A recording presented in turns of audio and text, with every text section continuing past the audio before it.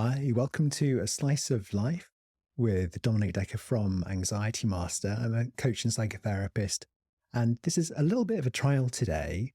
I'm joined by the wonderful Rebecca Lowrie, who's going to be helping me just trying out some new ways of kind of communicating and sharing content with you. And this is really just a chance for us to have a conversation about where things are maybe in the world right now, because things feel a little bit upside down, a bit wobbly as soon as we turn on the news. And perhaps we can also share a little bit about how this is affecting us and how we think it might be affecting kind of the things that are going on around us. And really just a chance to kind of share a little bit about our kind of daily interactions and how we are getting on in life as it is right now. So, Rebecca, thanks so much for joining me. And we just before we started, we were talking about kind of how we might like to introduce you. And of course, as is ever the case, we're always in various transitions in life. So I thought maybe I could just hand this over to you ever so slightly, if I may, and you can just tell us a little bit about where you are with things and what's happening at the moment, and we could pick it up from there. Okay. Well, first of all, thank you very much for having me here because obviously we've sort of known each other for a long time, but we only recently reconnected and we had such a lovely conversation. I've been looking forward to this ever since.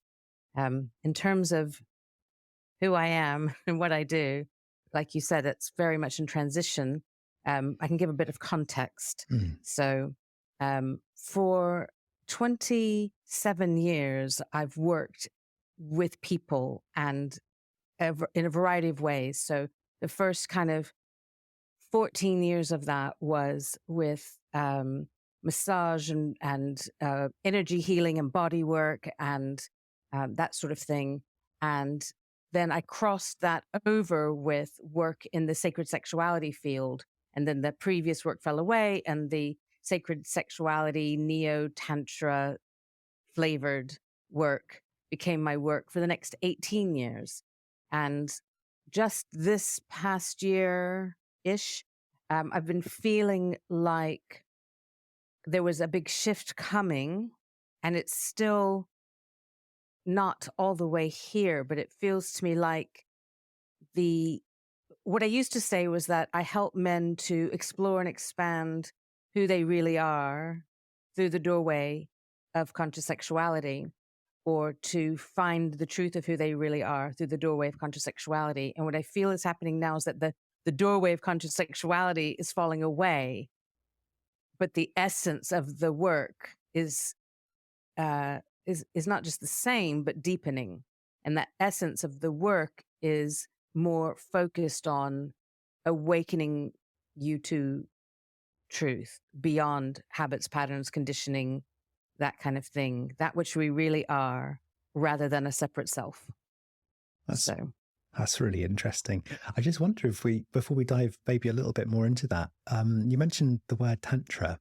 And I had to quickly go back through my mind just to see if I actually knew what that was. And I realized I don't think I do, actually. mm, Would you mind kind of maybe just elaborating a little bit upon what that entails?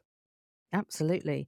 And just for clarity, I use the word neo tantra, and I use it because tantra, as it's become in the West, is very diluted from what it really is.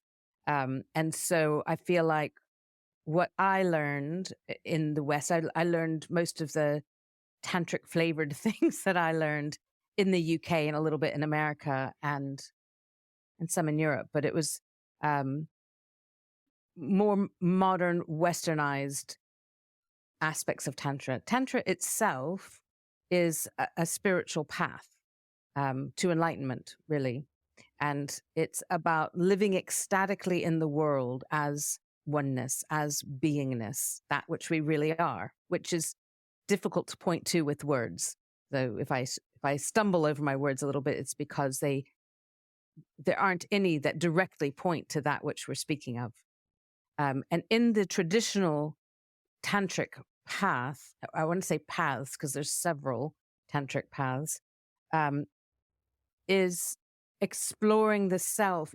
Who do you think you are, and who are you being, and How are you engaging with yourself and with others and with the world at large and with nature? How are you being and being present, being fully present, being what I call embodied presence itself?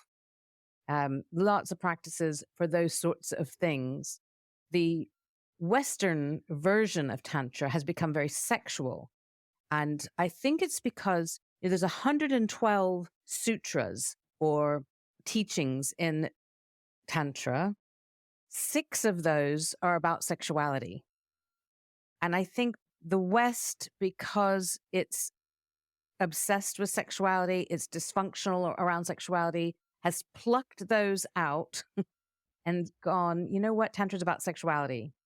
So if you hear someone talking about Tantra or Tantra massage, which actually isn't a thing, but it's become a catchword, usually they're talking about something sensual, sexual, when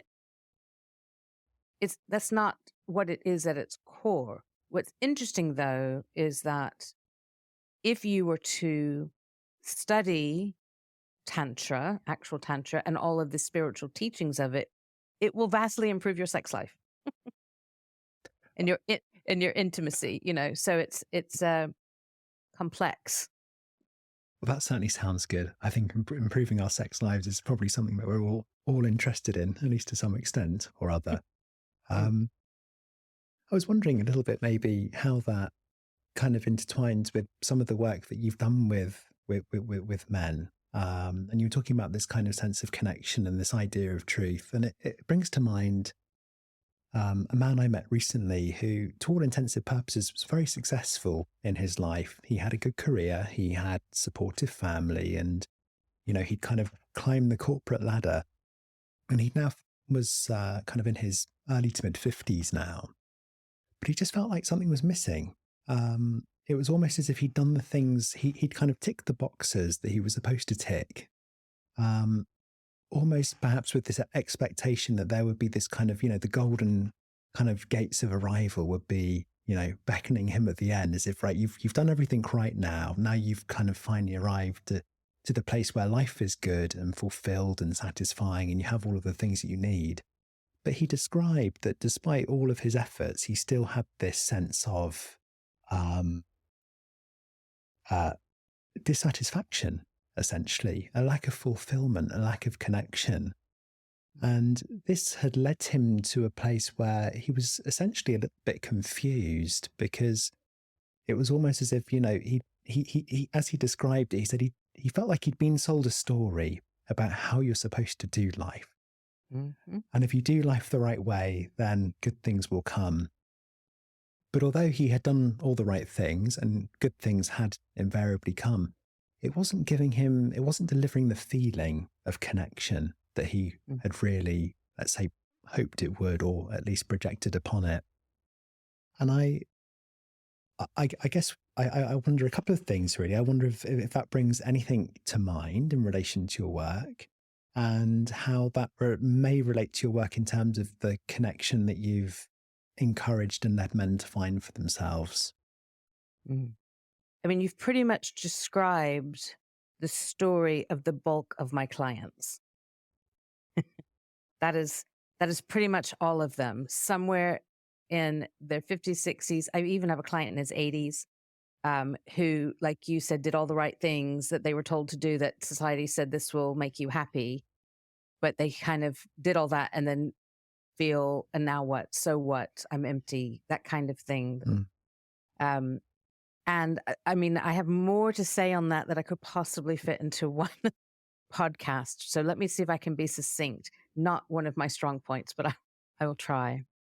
I think that typically we grow up in a world that tells us who we are.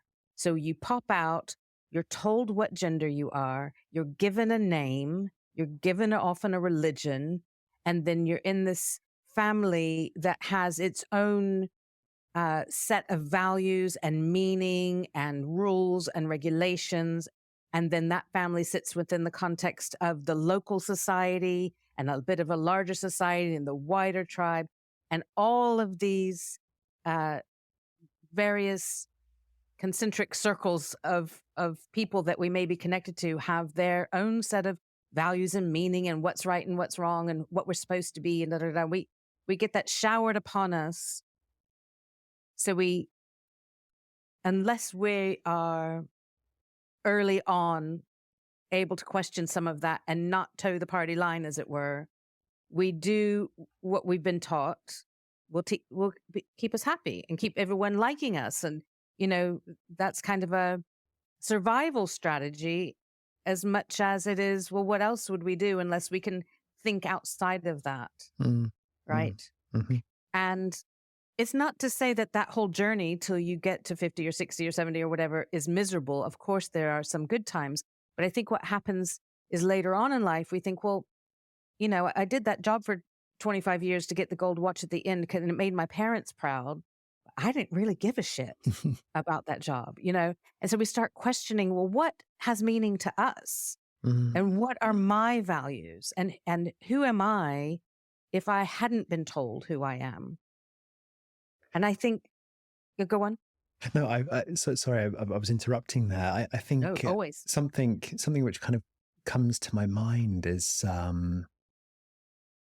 when we have those intervals in life, those kind of intervals of kind of reflection and introspection, where we're looking back and trying to find what the motivation or the meaning is or was in times that have passed.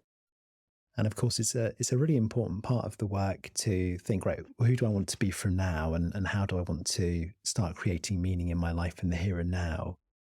And equally, there's another part of any learning in life, which is to try and bring meaning to the things that have already happened so that we can frame them in a way that they make sense to us.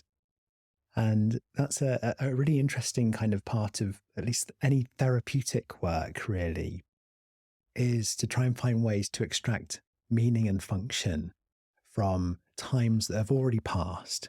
And we can't change those times, we can't influence them, but we can perhaps look at how we feel about them, And that's yes. How we support people to do that is I think that's a real craft, and that's something which we all need to learn for ourselves. How to, often in therapy we call this honoring and updating, and this is really a process of, if we honor something, it's to really acknowledge and recognize our experiences from the past and what may have led us there, and what our experiences of those past events represent. And then the updating aspect is to think, how can I take that learning? How can I take everything that I've learned about myself and the way that I was in that situation in order to bring kind of like a new, broader meaning to my life in the here and now and the future? Yeah. And I think there's a whole bunch of steps and stages in that, because I feel like it depends if the seeker, the client, whatever you call them, if they're looking for comfort or truth. If they're looking for comfort, which we all do, and I think that is a very valid step in our evolution.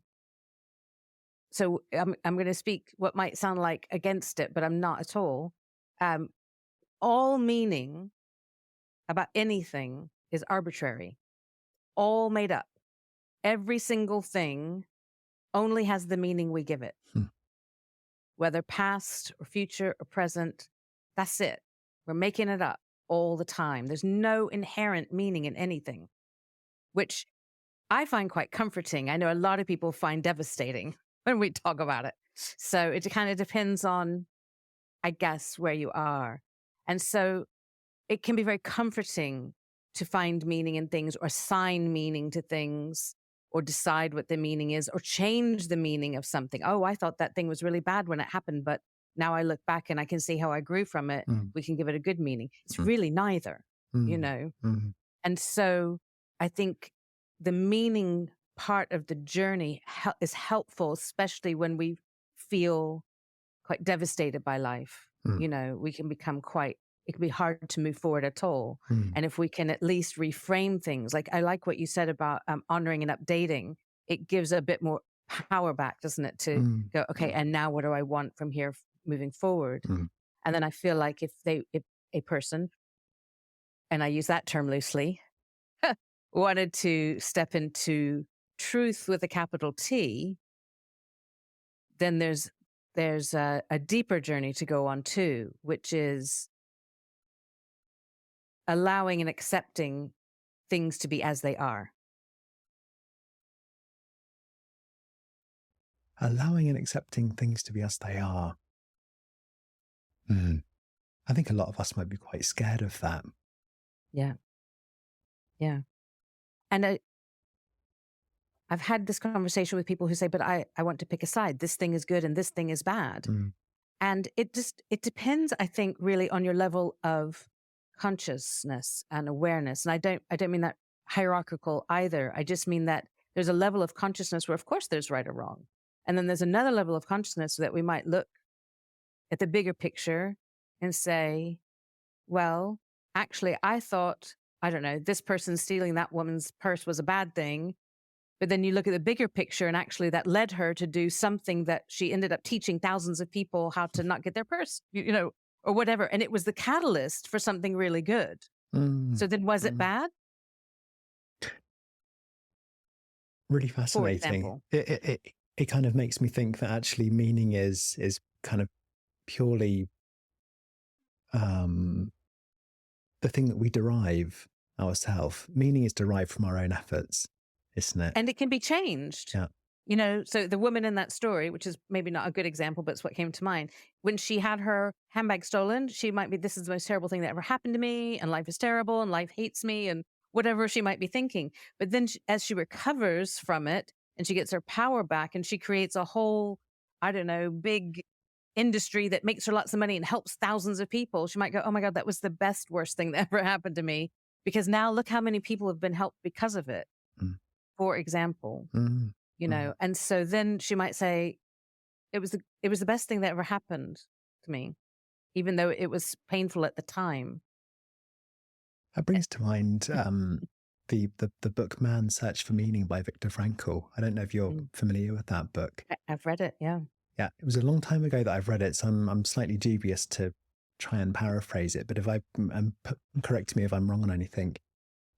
He was a Jewish prisoner of war in the Second World War, and he describes that he's seeing kind of a lot of his comrades and fellow Jewish people around him who are basically giving up hope and dying. But he decides to take a different path and actually find kind of meaning in the suffering. I think, if I've understood that correctly. And basically, he wants to show that he can derive meaning from these difficulties so that this story can live on and that other people can learn from the hardships that he and his kind of fellow Jews experience. And that gave him the impetus to survive, because it was almost as if he pinned his meaning on a devotion, or let's say a desire for a higher purpose or for a greater meaning. And it's interesting for me to think about, because often when I think, well, what does meaning mean for us, and where do we derive meaning? And I often think that tends to come from three different things. We tend to derive meaning from being stretched by something. So that could even be like learning a musical instrument or writing a book. That's something which is it's like a ballerina on their tiptoes. They're being taken to the limits of their capacity. And although that might be that might be quite pressurized for a period, the outcome is a very satisfying and fulfilling experience. So this is one aspect of meaning. A second way that I think we derive meaning is simply through helping other people, because it's kind of through that contribution to the well-being of other people that we get to step into and experience our own humanity. And that can be a very meaningful experience when we're seeking connection, for instance. And then lastly, I think some of us seek our sense of meaning through some kind of commitment to a higher purpose or a greater cause, whether it's, for instance, developing access to clean water in a developing country, or looking for a cure for a disease that hasn't been found yet. Or it might even be religion or some kind of greater philosophy, but it's like a bigger picture that we can place our lives within the context of, It's almost like a kind of an orientation or a navigation, like a compass, essentially. And if we can place our lives in the picture, or we can position ourselves within a greater sense of meaning, that's something which gives many of us a great sense of connection. And I was, Sorry, go no, ahead. no, please. I was just kind of really wondering. We were talking about this idea that meaning is something that we create or attribute for ourselves. And I just wanted to ask you a little bit about some of the work that you've done in the past and what that meant for you in terms of the meaning that you derived from that, if I could ask. I think my answer to that would be different today than it might have been even a few weeks ago or a few months ago. So if I can kind of reflect on that, I think that up until, well, I think in the past, something that has felt meaningful to me is helping others. And so I think that my whole working life, certainly the last 30 years of it anyway, has been, well, 20, if I'm really accurate, 28 years of it has been helping others in some way. It's what I studied at university, and it's what I threw myself into. And, you know, as you start down a path, other things unfold, different courses unfold, different things you're interested in, but they're kind of generally in that same subject area. And all of it was helping others and about deep connection in some way. It wasn't always sexual or intimate or sensual or that sort of thing, but about connecting deeply with others. What I feel more recently is, and I felt this throughout that, but I feel it more strongly now, is that this longing for connection that we all have, that we use as giving our lives meaning, that is sometimes intimate sexually, but sometimes intimate not sexually. We're all, there's a longing for it. Is I feel like what we're actually truly longing for is to remember what we really are. And that is, again, the thing that's hard to put a word to: oneness, beingness, awareness itself is what we really are. And something in us knows that.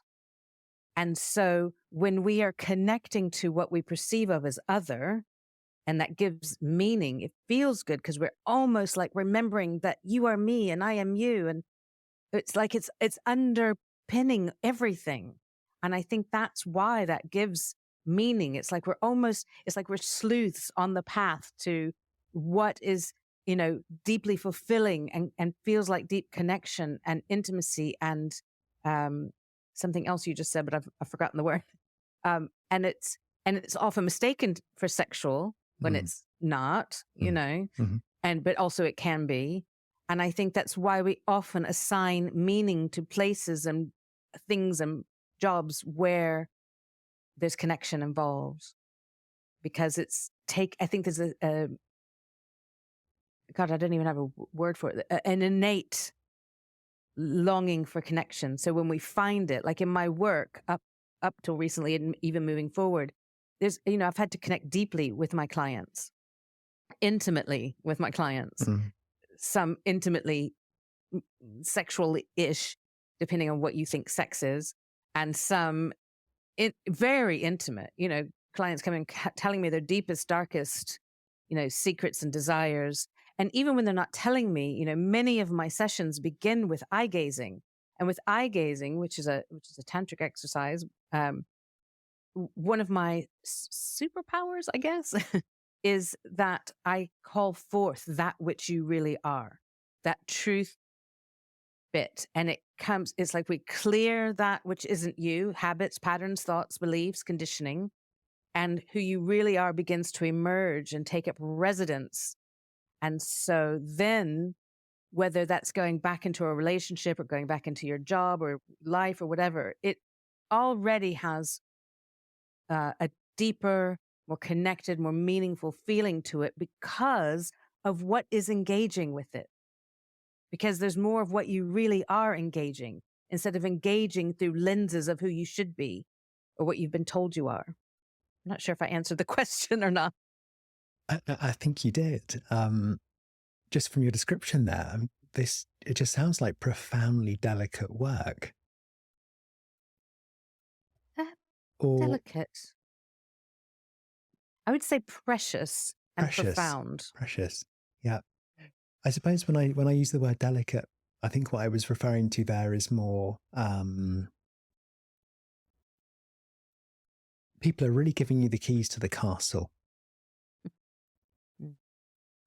And And interestingly, they are the key to their own castle, really. And something in me is um, attuned to being able to bring that out for them mm, mm. so that they can connect to it. So I, they do let me in deeply, but it's because they long to know themselves there. Mm. And I always let them know that, I'm not the key to that. Like I can help bring that part of you forward. Like I might need someone else to massage a bit on my back I can't reach. But ultimately I can keep my own body in shape. I can stretch and move or whatever, and I might need help to get to the parts I can't get to. And so once I help someone come more into themselves, which maybe isn't the right languaging around that, it plants a seed. Then I can teach them then how to find it on their own so that they don't need me. I'm not the key. They have the key. I just show them how to use it. Do you have a sense with that work of when it's kind of, I'm thinking myself as a therapist now. I'm always keen to, I'm always kind of, how can I describe it? Careful not to kind of prescribe a certain period of time for someone. I don't want to build in any presupposition that something's necessarily going to take such a specific period of time, because everyone, of course, is different. And sometimes it can be the case, certainly as a therapist, that I might say something which someone's actually heard before, but they just weren't ready to receive it. And we might be having a conversation, and it's just the way that I might phrase something, or it might just be the question that I ask that encourages them to reflect upon something for themselves, where a penny drops. And for them, the work can then be done. And sometimes that can be one session, sometimes it can be five, sometimes it can be further down the line. Um, and I was just interested to kind of ask you well, firstly, would you frame that kind of work as ever being done? Or is it something which is kind of continually evolving and it's really a case of stepping into a new relationship with that thing, which is always going to be work, if I could describe it like that? Yeah, I think for most of us, this is ongoing work. It, if I don't know if you've heard of Adyashanti. He's a sort of awakened teacher. So he is one of the more awakened people that I know of who are currently alive now. There's others who've been and gone. Um, I don't, I don't know how awake he is, and I don't know if there's more stuff for him to explore. I wouldn't possibly know that. But I feel like for most of us, it is ongoing work, and um, there's there's a lot to dismantle in a way. Really, it is a dismantling of who you've always believed yourself to be, Mm, mm, really.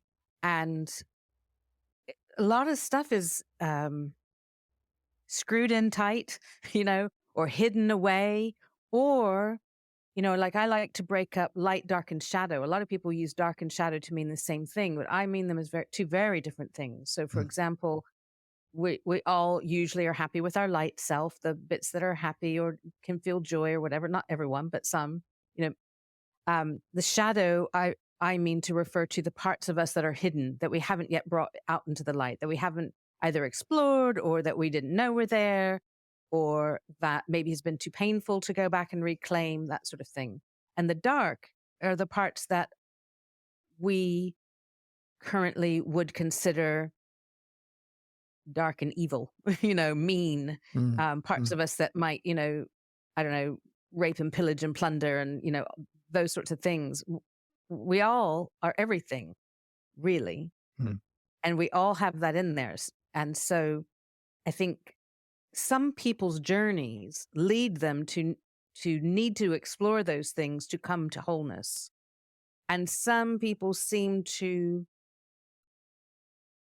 either not need it or avoid it for longer. So I don't know. I don't know if Adyashanti explored his dark parts and his, I don't know. I know a lot of his story, but I don't know all of his story. Mm. I know the people that I work with, the more aspects of themselves that come up to be explored, and that if they're able to explore them and own them and love them and embrace them, or maybe not love them, but just own them and let them be part of the whole, there's more of themselves in play. Mm. Mm. And that leads us back and back and back and back more to the truth of what we are, which is everything. I think that's a really interesting place, maybe for us to stop today and pick up on next time, because that's just literally exploded about 10 or 15 different thoughts in my brain at the same time. Excellent. So Jot them down. I'm going to jot them down very, very quickly, and then we can pick those up next time. Rebecca, thank you so much for your time today. Is there anything you wanted to add to anything that you've just been talking about before we bring it to a close?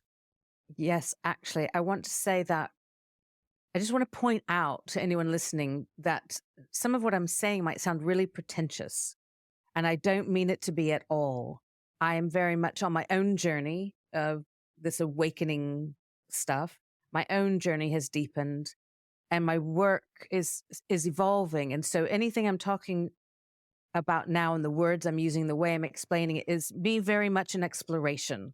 I don't mean to be saying this is how it is or anything, because I'm still figuring it out myself. So, just take what feels right to you and leave the rest and go on your own journey, basically is what I'd like to say.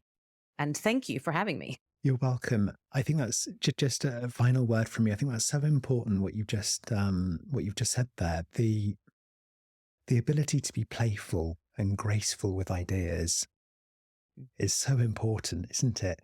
I think today, so many conversations have become, so many lines are drawn. It's like, which tribe are you in? Well, if you said that, you must be one of those. And if you aren't with us here, then you must be on the other side of the conversation. And really, having the sense of safety, I suppose, to be graceful with ideas and to play and to explore and just to be interested and curious. Well, that's where the best conversations happen, I think. So thanks again. And we'll see you very soon. Thanks, Rebecca. Thank you, Dom. And anyone out there listening, thanks so much. This is A Slice of Life from Anxiety Master. I'm Dominic Decker, and we will be back next week. Take care. See you soon.